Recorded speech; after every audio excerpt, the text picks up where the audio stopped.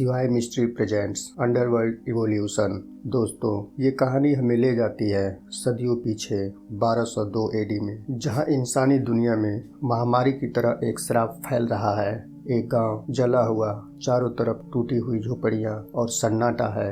सिर्फ हवा बह रही है और उसके साथ उड़ रही है मौत की बू। हम देखते हैं कि गांव को तबाह कर चुका है एक भयंकर जानवर, नियंत्रित, पागल और किसी राक्षस जैसा। लेकिन ये कोई साधारण राक्षस नहीं, ये है विलियम कॉर्निमस, पहला वेयरवुल्फ, पहला लाइकन। वह प्राणी जिसे लाइकन रक्तवंश की शुरुआत हुई। और ध्यान रहे, ये आधुनिक लाइकन जैसे नहीं है, ये पूरा एक जंगली जानवर है। ना इंसानी चेतना, ना इंसानी दिमाग, सिर्फ भूख और हमला और विनाश। गांव की ओर बढ़ते दबते दिखाई देते हैं भारी भरकम बख्तरबंद योद्धा। उनके बीच सबसे आगे चल रहा है विक्टर, पिकासो का महानतम शासक। उसके चेहरे पर कोई डर नहीं। शायद उसे पता है कि वह मौत की तलाश में नहीं आया, वह मौत को कैद करने आया है। उसके पीछे पूरी सेना है और हथियार चांदनी में चमक रहे हैं। विक्टर जानता है, जिस प्राणी ने गांव को तहस-नहस किया है वह इंसानी दुनिया नहीं बल्कि वैम्पायर्स की दुनिया के लिए खतरा बन सकता है। विक्टर और उसकी सेना पीछा करते हैं उस दानव का, और जैसे ही वह उसे घेरते हैं हमें पता चलता है एक चौंकाने वाला सच। विलियम सिर्फ कोई दानव नहीं, वह अलेक्जेंडर कॉर्विनस का बेटा है और उसका जुड़वा भाई था मार्कस, पहला वैम्पायर, पहला अमर रक्त पीने वाला। यानी ये दोनों भाई एक अमर पिता की कोख से निकले दो दिशाएं हैं। मार्कस पहला वैम्पायर और विलियम पहला वेयरवुल्फ। इन दोनों से ही दो वंश शुरू हुए हैं, वैम्पायर्स और लाइकन्स, और इन दोनों की ही लड़ाइयाँ सदियों पुरानी है। विक्टर के सामने खड़ा है इतिहास का सबसे खतरनाक प्राणी विलियम। वह न इंसानों को छोड़ता न वैम्पायर्स को। वह जिसे भी काटता वह भी पागल वेयरवुल्फ बन जाता। उसके फैलते हुए काटने से पूरी दुनिया खतरे में थी। मार्कस, विलियम का बड़ा भाई, उसे बचाना चाहता था, लेकिन विक्टर, उसके मन में शक्ति का नशा भर चुका था। वह चाहता था कि वैम्पायर वंश को कोई चुनौती न मिले, तो वह एक ऐसा फैसला लेता है जो सदियों तक खून बहाएगा। विलियम को हमेशा के लिए कैद कर दो। मार्कस चीखता है, वह चिल्लाता है, लेकिन विक्टर की सेना विलियम को पकड़ लेती है और एक गुप्त अभेद किले में उसे बंद कर दिया जाता है। उसी दिन मार्कस और विक्टर के बीच एक गहरी खाई बन जाती है जो भविष्य में डरावने रूप में फूटती है। अब हम सदियों आगे आते हैं, आधुनिक समय में। यही मिलते हैं हमारी कहानी के दो केंद्र, सेलिन, एक अमर मौत का फरिश्ता, डेथ डीलर, और माइकल, जो अब वैम्पायर लाइकन हाइब्रिड बन चुका है।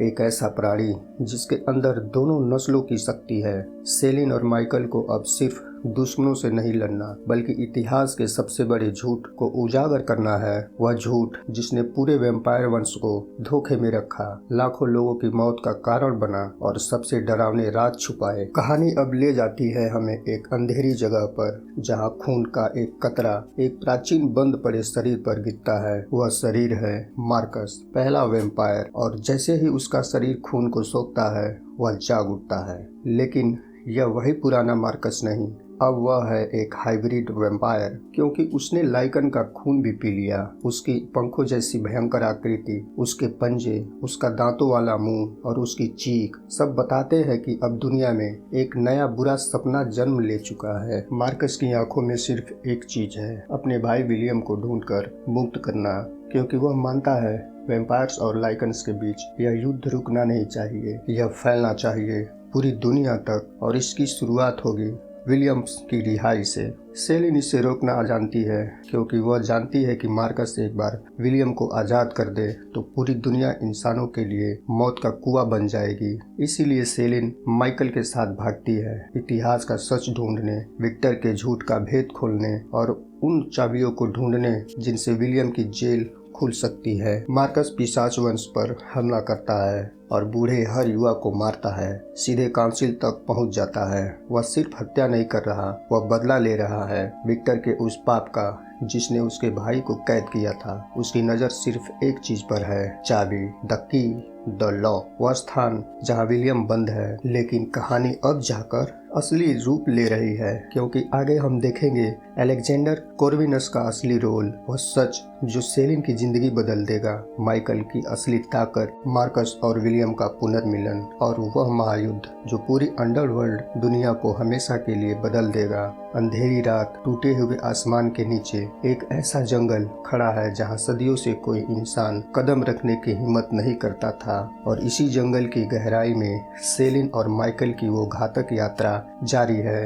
एक ऐसी यात्रा जो न सिर्फ उनकी पहचान बदल देगी बल्कि पूरी दुनिया के इतिहास को फाड़ कर रख देगी। खून, युद्ध और धोखे के बीच सेलिन को सच्चाई का एक टुकड़ा मिला था, हेलेन नाम की बच्ची और विक्टर का अति घृणित सच। लेकिन अब शुरू होती है कहानी का दूसरा और सबसे खतरनाक मोड़, जिनमें से हर एक तुम्हें यह विश्वास दिलाएगा कि अंडरवर्ल्ड सिर्फ एक फिल्म नहीं बल्कि सदियों से दबी हुई एक अभिशप्त कहानी है। तेज हवा के साथ पत्तों में एक अजीब सी टकराहट होती है, जैसे जंगल खुद सेलिन को चेतावनी दे रहा हो। सेलिन अपने काले कॉम्बैट सूट में अपनी नीली चमकती आंखों के साथ आगे बढ़ती है। उसके साथ चल रहा है माइकल, जो अब इंसान नहीं रहा, न ही वो पूरा वैम्पायर है, नहीं पूरा लाइकन। वह है एक हाइब्रिड, दोनों नस्लों का मिला जुला सबसे घातक रूप। जितनी देर वो दोनों आगे बढ़ते हैं उतनी ही हवा भारी और ठंडी होती जाती है, जैसे दूर कहीं मकबरों में बंद आत्माएं सांस ले रही हो। सेलिन धीरे से बोलती है, हमें जल्दी करनी होगी माइकल, हम जितना देर करते जा रहे हैं उतना ही हम मौत के करीब पहुंचते जा रहे हैं। माइकल उसकी आंखों में कुछ तलाशने की कोशिश करता है, शायद डर। नहीं, सेलिन में डर बचा ही नहीं। दूसरी तरफ एक पुरानी काली खून से सनी हवेली की तहखाने में मार्कस, वो पहला वैम्पायर जो अब फिर से जगा नहीं बल्कि एक नए रूप में जन्म ले चुका है। उसके पंख काले पत्थर जैसे फैलते हैं, उसके नाखून खंजरों से भी तेज, उसकी आंखें लाल आग की तरह जलती हुई जैसे सदियों का प्रतिशोध उनमें कैद हो। मार्कस अपनी मुट्ठी भींचता है, विक्टर, तुमने मुझसे सब छीन लिया, अब मैं तुमसे सब वापस लूंगा और दुनिया को फिर से अपने कदमों में झुकाऊंगा। लेकिन उसका असली उद्देश्य क्या है? हेलेन कौन है? वह चाबी क्यों है? और विक्टर ने क्या छिपाया था? ये सब अब खुलने वाला है। सेलिन और माइकल जंगल से निकलते हैं और पहुंचते हैं एक ऐसी जगह जहां दीवारों पर वैम्पायरों का पूरा इतिहास उकेरा गया है। युद्ध, भाइयों की लड़ाइयां और दो जुड़वा बेटे, मार्कस और विलियम, पहला लाइकन। सेलिन दीवारों को छूते ही एक झटके से अपनी यादों में लौट जाती है। वो देखती है वह एक साधारण लड़की नहीं थी। विक्टर ने उसके पूरे परिवार को इसलिए नहीं मारा कि वो विद्रोही थे, बल्कि इसलिए क्योंकि उसके पिता ने विलियम को कैद करने वाली चाबी बनाई थी। वो चाबी जो अब सेलिन के शरीर के अंदर है। सेलिन की सांसें तेज हो जाती है। माइकल, मैं ही वो चाबी हूँ और मार्कस मुझे ढूंढ रहा है, मुझे नहीं, मेरे खून को। माइकल एक सेकेंड के लिए चुप हो जाता है। उसने कभी सोचा भी नहीं था कि वो जिस औरत से प्यार करता है वो दुनिया के सबसे खतरनाक युद्ध की चाबी बन जाएगी। एक बड़े जंग लगे लोहे के दरवाजे को मार्कस अपने पंखों से तोड़ता है। अंदर वह लाइकनों के पुराने किले में पहुंच चुका है। कुछ बचे खुचे लाइकन गुस्से में उस पर हमला करते हैं, लेकिन मार्कस मुस्कुराता है, एक ऐसी मुस्कान जो बताती है कि मौत अभी अभी कमरे में दाखिल हुई है। वो एक ही पंख के वार से 3 लाइकनों को हवा में उछाल देता है। उनके शरीर दीवार पर खून का धब्बा बनकर चिपक जाते हैं और फिर उनकी यादों को चूस लेता है, जैसे किसी इंसान का पूरा अतीत उसने एक ही सेकंड में निगल लिया हो। इसी दौरान उसको एक चीज पता चलती है, सेलिन जिंदा है और उसके खून में वो चाबी छिपी है जिससे विलियम को आजाद किया जा सकता है। अब मार्कस का लक्ष्य साफ है, सेलिन को पकड़ना, उसका खून लेना और दुनिया के पहले लाइकन विलियम को आजाद करके पूरी दुनिया को एक नया नरक बना देना।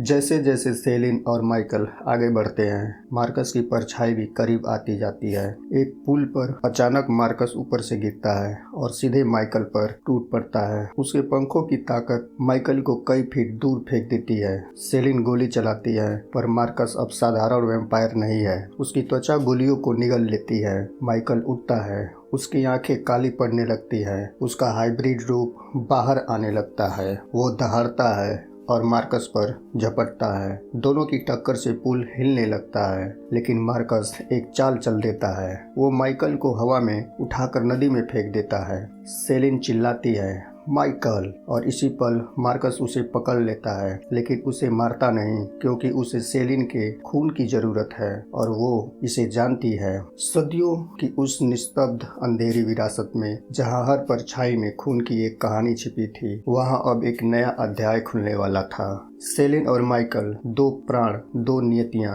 और एक ऐसा रहस्य जिसके आगे संपूर्ण वैम्पायर सभ्यता घुटनों पर आने वाली थी। घोर अंधकार में लिपटे घने जंगलों में सेलिन और माइकल छुपकर आगे बढ़ते हैं। पेड़ों के बीच से एक ठंडी सफेद धुंध उठती है, मानो स्वयं प्रकृति भी उनके पीछे आता हुआ दुख छुपा रही हो। सेलिन के कदम तेज हैं, पर मन में हलचल गहरी, क्योंकि वह जानती है उनके पीछे केवल एक घातक प्राणी ही नहीं, बल्कि एल्डर मार्कस स्वयं शिकार की तलाश में है। सेलिन का चेहरा सख्त है, पर आंखों में भय छुपा हुआ है। वह एक क्षण रुककर माइकल की ओर देखती है और धीमी परंतु तीक्ष्ण आवाज में कहती है, हम केवल अब भाग नहीं सकते, अब हमें ढूंढना होगा। माइकल की सांसें तेज है, क्योंकि उसकी नसों में अब वह शक्ति दौड़ रही है, जिसका अर्थ वह स्वयं भी पूरी तरह नहीं समझ पाया है। अमर जातियों का पहला संकर। दोनों एक प्राचीन धूल से ढके नुमा अवशेष में पहुंचते हैं। दीवारों पर उभरे चिन्ह सदियों पुरानी रक्त कहानियों के मौन साक्षी। सेलिन एक पत्थर की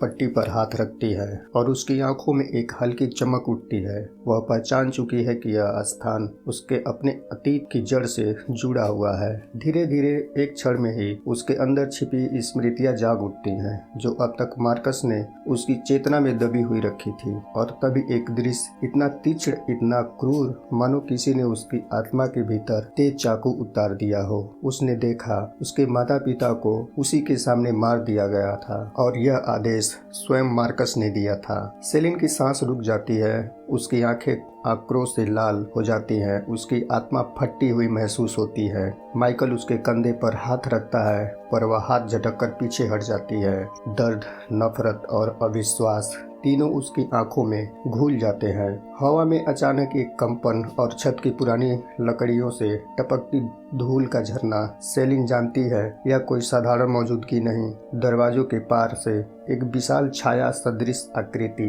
भीतर उतरती है। उसके पंख चमगादड़ की भांति, पर आकार में दानव के समकक्ष। चेहरा आधा मानव आधा शापित राक्षस। यह मार्कस है, पहला मूल और सबसे प्रबल वैम्पायर। उसकी आवाज में ऐसा कंपन है जैसे बर्फ के पहाड़ टूटकर गिर रहे हों। सेलिन, तुमसे छिपा हुआ सत्य अब समय के आगे टिक नहीं सकता। सेलिन तलवार खींचती है, उसकी नसें कांप रही हैं, पर उसकी दृढ़ता अडिग है। मार्कस की दृष्टि एक क्षण के लिए माइकल पर टिकती है। वजह थी कि विक्टर ने उसके परिवार को मारा, उसे अनाथ बनाया और फिर उसे अपना बनाया। क्योंकि सेलिन मार्कस पंख पसार कर गरजता है, माइकल उस पर झपटता है। हवा में दोनों टकराते हैं, पत्थर टूटते हैं, दीवारें हिलती हैं और खून की बूंदें जमीन पर गिरती हैं। मार्कस को पहली बार एहसास होता है कि यह आदमी साधारण नहीं है। सेलिन और माइकल जब तक पहुंचते तब तक देर हो चुकी होती है। मार्कस ने वह ताला ढूंढ लिया है, उसके पंजे जंजीरों को चीरते हैं, पत्थरों के ताले टूटते हैं और सदियों से कैद व राक्षस बाहर आ जाता है। विलियम, गुफा दहाड़ से भर जाती है,